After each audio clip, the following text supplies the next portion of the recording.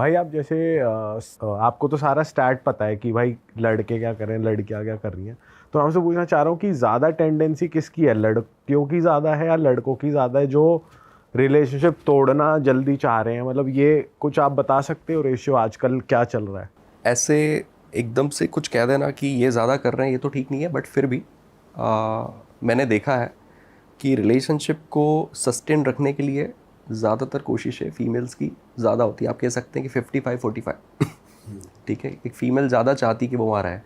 एक और चीज़ इसमें इंटरेस्टिंग है जानने की कि पर्सनालिटी टाइप्स होते हैं, कुछ प्री इंस्टॉल्ड प्रोग्रामिंग्स होती है लोगों की जिसके साथ हम पैदा होते हैं। देखिए हम सब पैदा हुए हैं तो कुछ तो लेकर आए ना, इनहेरिट करके। सब कुछ थोड़ी ना बाहर से सीखा है, एक माइंडसेट तो लेकर पैदा हुआ है उसको प्री इंस्टॉल्ड प्रोग्रामिंग कहते हैं। प्री इंस्टॉल्ड प्रोग्रामिंग मतलब कि आप देखिए कितने मज़े की बात है कि एक सर्टेनिटी वाला ट्रेट है। वो ट्रेट ऐसा है कि एक ऐसा व्यक्ति जो अपनी ज़िंदगी सिक्योर चाहता है, कंफर्टेबल चाहता है और प्रेडिक्टेबल चाहता है। वो कोई रिस्क नहीं चाहता, कोई एडवेंचर नहीं चाहता। वो दिन के 10 घंटे वो नौकरी करता है जो उसको करना पसंद भी नहीं है, बट इसलिए करता है क्योंकि उससे जो पैसा आता है उससे लाइफ कंफर्टेबल चलती है तो उसको रिस्क लेना नहीं पसंद है। वो व्यवस्थित रहता है, अप टू द मार्क उसका काम चलता रहता है। अगर वो ट्रिप पे भी घूमने जा रहा है तो 2 दिन पहले बैग पैक हो जाएगा, कितने दिन के लिए जाना है, कहाँ रुकना है, सारे अरेंजमेंट्स एकदम रेडी हो जाएंगे। ये वो व्यक्ति है जो जिसका कैफ़े भी फिक्स है कि यहीं जाके बैठना है, टेबल भी फिक्स है कि यही इधर ही बैठना है, ऑर्डर भी क्या करना हो, 4 चीज़ें फिक्स है ये सर्टेनिटी वाला इंसान है। ये एक प्रोग्रामिंग जो लोग लेके पैदा होते हैं, ऐसी 6 प्रोग्रामिंग्स होती है। अब आप देखिए कि ये व्यक्ति अगर इसको पता लगे कि इसके रिलेशनशिप में प्रॉब्लम आ रही है, इसका पार्टनर इसको सपोर्ट नहीं कर रहा है, तो ये व्यक्ति क्या करेगा पता है? ये सोचेगा कि यार रिलेशनशिप तोड़ दूंगा, फिर नया बनाऊंगा, पता नहीं नया व्यक्ति कैसा होगा, लाइफ में फिर झिकझिक ना हो जाए, टेंशन ना हो जाए। तो ये व्यक्ति ना उसी रिलेशनशिप में रहने की कोशिश करेगा, चाहे थोड़ा सफ़र भी करना पड़ रहा है। एक PIP होती है, एक प्री इंस्टॉल्ड प्रोग्रामिंग कौन सी होती है, जिसको कहते हैं अनसर्टेनिटी। ऐसे लोग जिनको एडवेंचर पसंद है, जिनको नयापन पसंद है, जो चीज़ों से जल्दी बोर हो जाते हैं, जिनको हर मोमेंट कुछ नया चाहिए, जो लास्ट मोमेंट पे प्लान चेंज कर देते हैं। कोई ट्रिप पर गए और एक दिन एक्सटेंड करना है तो कर लिया कि अरे हाँ देख लेंगे, मज़ा आएगा। एक दिन पहले आना पड़ गया तो हाँ ठीक है देख लेंगे। IIT IIM से सेलेक्ट हो गए, 1 करोड़ का पैकेज लग गया तो जॉब छोड़ देंगे कि नहीं खुद का कुछ करेंगे। मतलब इनको एडवेंचर पसंद है, ये रिस्क लेना खूब पसंद करते हैं, ये बहुत जल्दी बोर हो जाते हैं लोगों से। अब अनसर्टेनिटी वाले इंसान की अगर सर्टेनिटी वाले से शादी हो जाए तो अनसर्टेनिटी वाले को ऐसा लगेगा कि दुनिया का सबसे बोरिंग इंसान मेरे को मिल गया है ना, क्योंकि उसका हर चीज़ फिक्स है, उसको कुछ एक्सप्लोर करना ही नहीं है, उसको कुछ नया करना ही नहीं, उसको रिस्क लेना ही नहीं है। तो ये व्यक्ति बहुत जल्दी अपना पार्टनर चेंज कर देगा। और सर्टेनिटी वाला इंसान सफ़र होता रहेगा उस रिलेशनशिप में, बट वो पार्टनर चेंज नहीं करेगा। उसको ऐसा लग रहा है यार कौन फिर से नई टेंशन मोल लेगा है ना। तो क्या होता है ना कि हम कुछ प्रोग्रामिंग्स के साथ पैदा होते हैं और वो प्रोग्रामिंग्स हमारी ज़िंदगी भर के फैसलों में हमको कहीं ना कहीं एक तरह से पुश देती है, राइट। वो हमारी लाइफ का एक सेंट्रल आइडिया होता है कि यार सेफ सिक्योर्ड लाइफ जीते रहो। तो वो सर्टेनिटी वाले का वो रहता है। अनसर्टेनिटी वाले को ऐसा लगता है कि यार ऐसी क्या ज़िंदगी, नहीं चाहिए, हटाओ। अच्छा, अनसर्टेनिटी वाले के साथ एक और ख़ास बात है। वो ख़ास बात ये है कि अगर इनको ये पता लग जाए कि पहले वाला पार्टनर अच्छा था और ये अच्छा नहीं है, तो ये बहुत जल्दी कोप अप कर लेते हैं। ये ऐसा बोलते हैं ठीक है यार, जैसा ऊपर वाला चाहेगा जीवन में वही होगा। अब ऐसे थोड़ी ना कि हर दिन एक जैसा रहेगा, लाइफ में अप एंड डाउन चलते ही रहता है। और अगर सर्टेनिटी वाला इंसान जो है उसकी लाइफ में अगर कुछ गड़बड़ हो जाए तो वो ज़िंदगी भर रोता रहेगा कि यार गलती की उसको छोड़कर, यार वो नहीं करना चाहिए था, है ना। आप समझ रहे हैं मेरे पास ऐसे भी लोग आते हैं कि सर उसने मेरे को धोखा दिया है, उसने ऐसा किया है वैसा किया। उसको कभी तो रियलाइज़ होगा ना कि उसने गलत किया है। तो अब कैसे उनको समझाएं कि अगर वो अनसर्टेनिटी वाला है तो कभी नहीं होगा क्योंकि उनकी ज़िंदगी में अगर कुछ मुश्किल भी आ रही है तो उसको एक्सेप्ट कर लेते हैं, है ना। उन्होंने कोई बहुत अच्छी जॉब छोड़ दी और फिर नया काम चालू किया और वहाँ स्ट्रगल भी कर रहे हैं, तो वो उसको अपनी रियलिटी मान लेते हैं कि ठीक है यार जो है अच्छा है। तो ये वैसा है। तो अब इसमें मेल फीमेल से मतलब नहीं है, आप किस प्रोग्रामिंग के साथ पैदा हुए हो उस पर डिपेंड करेगा कि आप उस रिलेशनशिप में रहना चाहोगे या उसको बदल देना चाहोगे। तो भाई जैसे अभी हम एक्स्ट्रा मैरिटल की भी बात कर रहे थे और आप बता रहे थे कि कई बार लोग कहते हैं कि आई फील मोर अलाइव, मैं ज़्यादा खुश किसी तीसरे के साथ होता हूँ, और आपके पास जब ये केस आता है तो आप क्या सजेस्ट करते हो जनरली? क्योंकि एक बंदे की खुशी भी इम्पोर्टेंट है और उसका रिलेशन भी, तो आपका क्या टेक रहता है उधर? शाहरुख खान ने बिल्कुल ठीक ही बोला था कि प्यार दोस्ती है ना। क्योंकि शाहरुख खान की शादी हो गई होगी शायद तब तक, और 2-4 साल भी निकल गए होंगे ठीक है, उसके समझ में आ गई होगी कि कितना रोमांस करेगा इंसान एक आदमी के साथ, कितना सेक्स करोगे यार, कितना प्यार एक्सप्रेस करोगे एक दूसरे को लेके। कभी तो ये सब चीज़ें ओवर हो जाएगी ना, फिर क्या, फिर कैसे जियोगे, तो इसलिए उसने क्या बोला कि प्यार दोस्ती है। क्योंकि क्या होता है, अब इसमें आप एक इंटरेस्टिंग चीज़ समझिए कि ये हार्मोनल है पूरा मामला। एक व्यक्ति जब रिलेशनशिप में आता है किसी के भी साथ, तो ऑक्सीटोसिन रिलीज होता है, डोपामिन रिलीज होता है, टेस्टोस्टेरोन तो है ही, ठीक है। तो ये सब चीज़ों में वो बहुत अच्छा वाली फीलिंग है, खूब मज़ा आ रहा है, सब कुछ बहुत बढ़िया चल रहा है, वो इंसान से मिलना, उससे खूब बातें करना, खूब टाइम स्पेंड करना, सब कुछ एकदम बहुत हैपनिंग हो रहा है। अब वो इंसान के साथ टाइम बीतता चला जाता है, तो धीरे धीरे करके आप देखिए कि एक ही इंसान के साथ आप रोज़ सेक्स नहीं कर सकते, आपका ब्रेन स्टिमुलेट नहीं होगा, ठीक है। तो फ्रीक्वेंसी कम हो जाएगी, यानी टेस्टोस्टेरोन है बट वो इंसान के साथ नहीं फंक्शन कर रहा, ठीक है। दूसरा, ऑक्सीटोसिन रिलीज नहीं होता। एक ही इंसान को लेकर रोज़ उसी को देख रहे हो, कितना प्यार फील करोगे इतना प्यार फील करोगे, तो वो कम हो जाता है। तो कई सारे लोग ना उस एक्सपीरियंस में बार बार जाना चाहते हैं।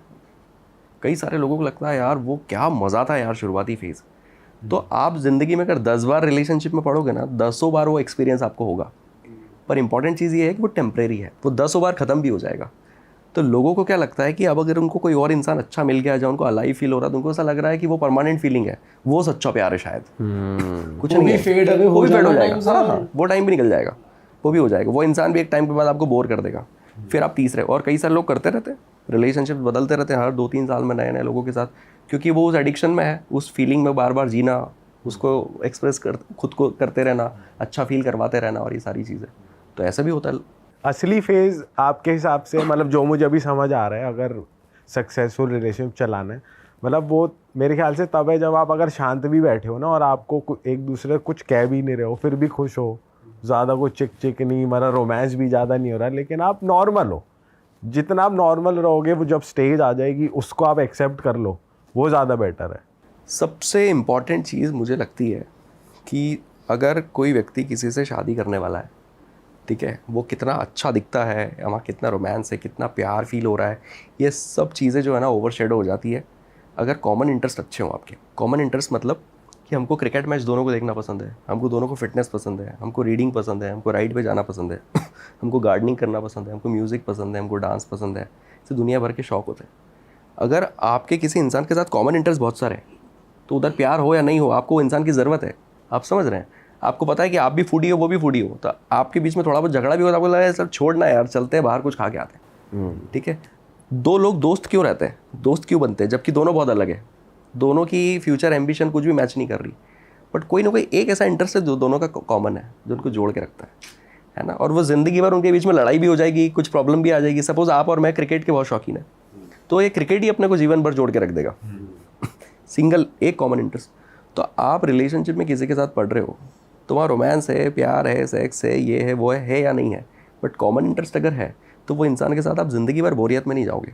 तो भाई ऐसे केसेस भी आते हैं आपके पास कि कपल में दोनों के एक भी कॉमन इंटरेस्ट नहीं है, तो इतनी लड़ाइयाँ बढ़ जा रही हैं? दीपक भाई, प्रॉब्लम क्या होती है कि कपल जब कॉन्फ्लिक्ट में आता है, जब प्रॉब्लम्स में आता है, नेगेटिविटीज़ में आता है, तो वो ये ढूंढना बंद कर देता है कि कॉमन इंटरेस्ट कितने हैं। वो ये देखना शुरू कर देता है कि डिफरेंसेस कितने ज़्यादा हैं, कितनी चीज़ें मैच नहीं करती, हम दोनों कितने अलग हैं, हम कितना अलग सोचते हैं।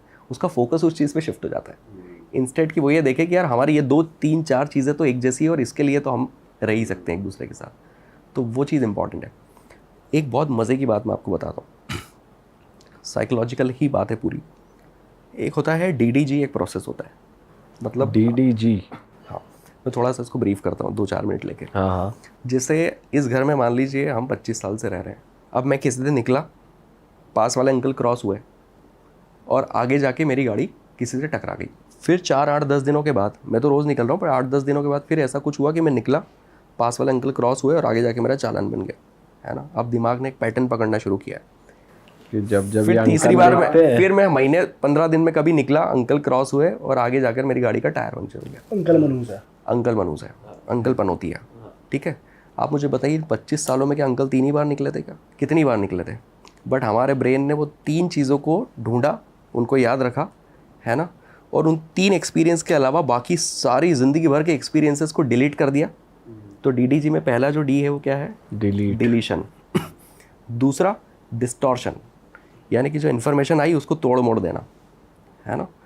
ठीक है, 3 बार अंकल क्रॉस हुए और कुछ नेगेटिव हुआ, पर 10 बार क्रॉस हुए थे और नेगेटिव नहीं भी हुआ था, बट आपने अब उसको क्या कह दिया? अंकल मनूस है ना। ये आपने क्या कर दिया? इन्फॉर्मेशन को डिस्टॉर्ट कर दिया, तोड़ मोड़ दिया। और फिर आपने उसको जनरलाइज कर दिया कि यार ये अंकल अगर निकले ना तो रास्ता बदल लेना आप, है ना। जैसे कि वाइफ, आप घर गए और वाइफ ने पानी ला कर दे दिया, वो रोज़ ये करती है, अब वो किसी दिन नहीं दे पाई, थोड़ा लेट हो गया, एक बार हो गया, फिर 15-20 दिन, महीने भर में कभी ऐसा नहीं दे पाई, तो रियल इन्फॉर्मेशन ये है कि हाँ ये आज तक 2 बार आपको टाइम से पानी नहीं दे पाई। पर डिलीशन क्या होता है कि यार अब तुम पहले जैसे नहीं हो, अब तुम्हारे लिए मैं सीरियस, तुम मेरे लिए उतनी सीरियस नहीं हो, राइट। तो उसके अलावा जितनी भी पॉजिटिव इन्फॉर्मेशन थी सब डिलीट, सिर्फ ये याद रह गया। और पानी नहीं दिया टाइम पर, ये फैक्ट है, बट अब तुम मेरे लिए सीरियस नहीं हो या अब तुम मुझे उतना प्यार नहीं करती हो, ये इन्फॉर्मेशन का डिस्टॉर्शन है। लेकिन भाई ये और फिर इसको जनरलाइज कर देना कि अब हमारे रिश्ते में वो बात नहीं है, और फिर इसी को अपना सच मान लेना। अब आप अगला स्टेप समझिए कि जब आपने इसको सच मान लिया, मतलब हमारा ब्रेन जो है ना वो खेलता है हमारे साथ, इसलिए ब्रेन की प्रोग्रामिंग को थोड़ा बेसिक समझ लेना चाहिए कि अब हमने ये मान लिया है कि अब हमारे रिश्ते में वो बात नहीं रही, है ना, ये जनरलाइज कर दिया।